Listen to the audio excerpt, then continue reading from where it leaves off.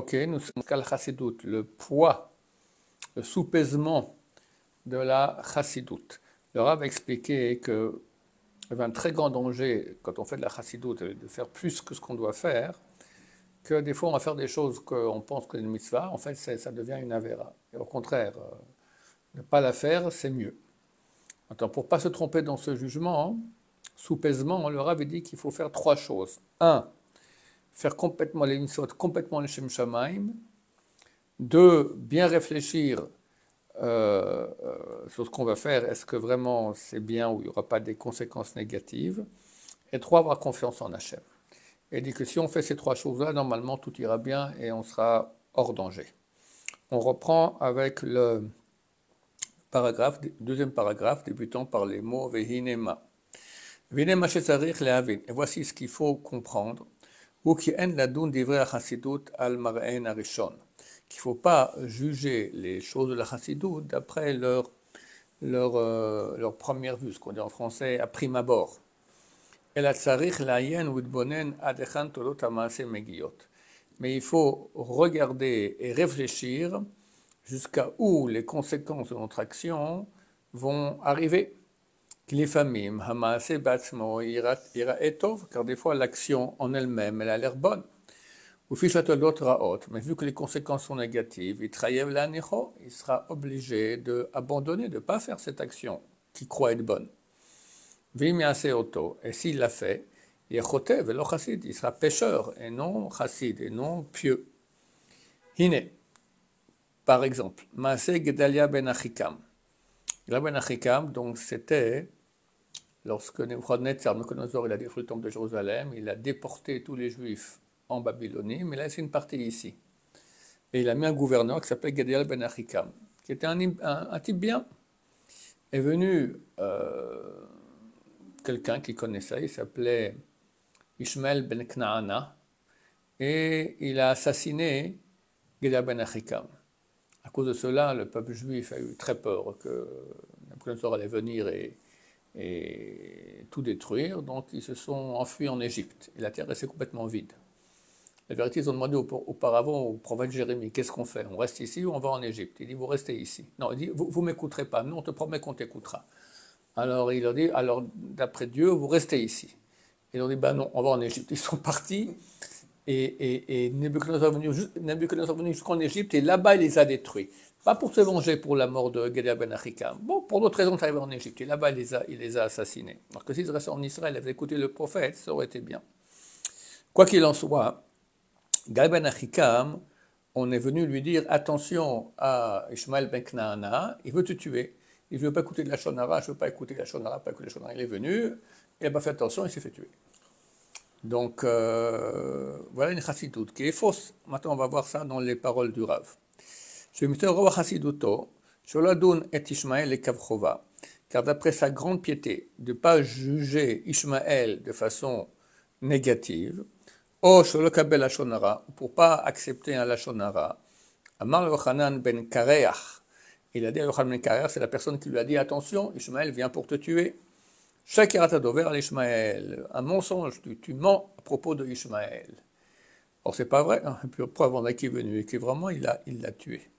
Umagaram, ce que ça a amené comme conséquence, Gram Shemet Hu, ça a amené sa propre mort. Les Israël, tout Israël ont été dispersés. Bekava Gachaltam Anishara, et le charbon ardent qui restait après tout le grand feu, c'est tout le peuple d'Israël, tous sont partis, il restait un petit charbon, lui aussi, il s'est éteint. Il n'y avait plus personne pendant 70 ans en terre d'Israël, rien.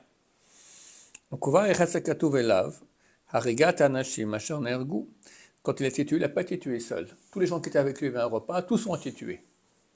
Et déjà, alors le Rav nous dit, déjà les écrits, donc la Bible qui raconte cela, elle a relaté la mort des gens qui ont été tués, comme si c'est lui-même qui les avait tués. On a relaté leur mort à lui. C'est pas vrai, c'est Ishmael ben Knaana qui les a tués. Mais vu que, à cause de lui, vu qu'il n'a pas voulu écouter la Shonara sur Ishmaël, il a été tué eux aussi, donc c'est à cause de lui qu'ils ont été tués. Donc c'est terrible. Donc Il voulait donc soi-disant faire une chassidoute. Lui, c'est certain qu'il avait ici une bonne intention. Mais vu qu'il n'a pas vu les conséquences, alors ça fait du mal. C'est ce que le Rav nous donne comme exemple. Il faut faire attention, voir où les choses peuvent arriver.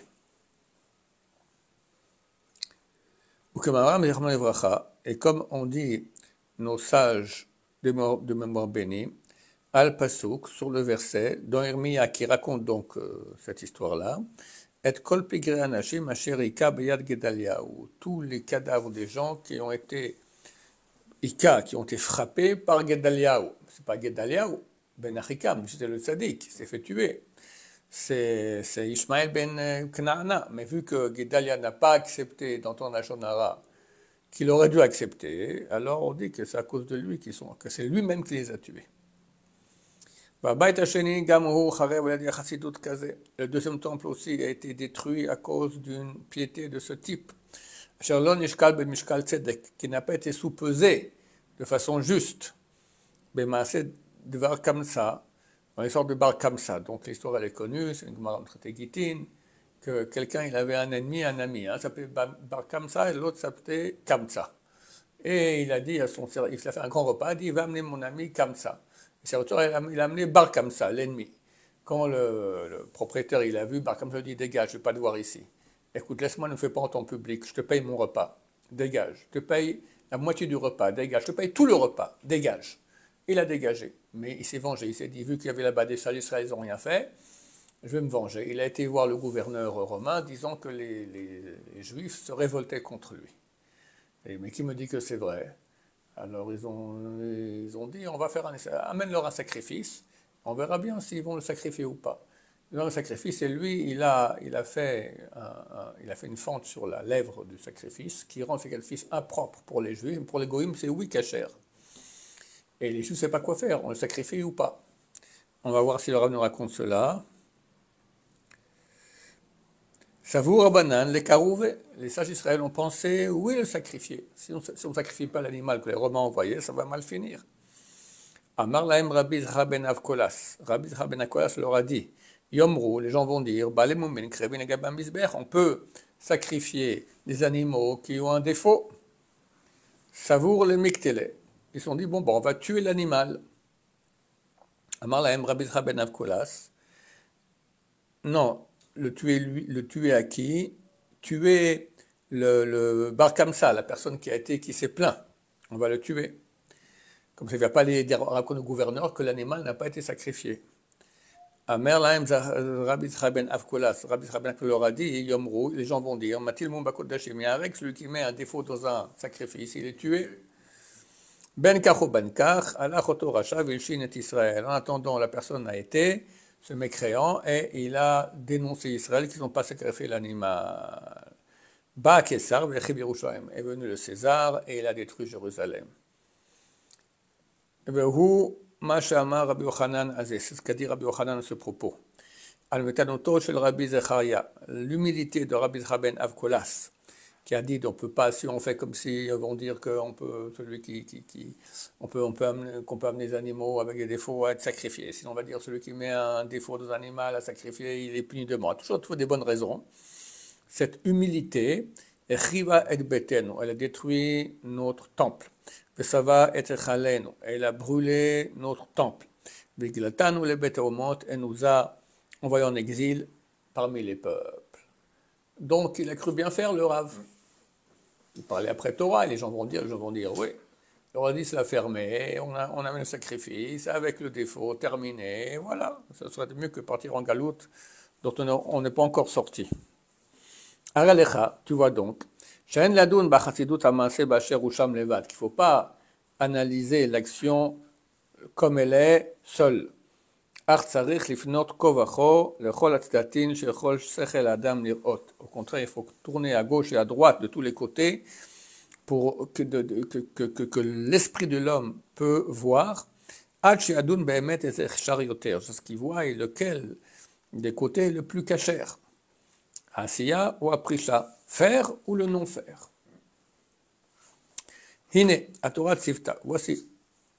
On s'arrête ici. Baruch Adonai, l'olam, amen, amen.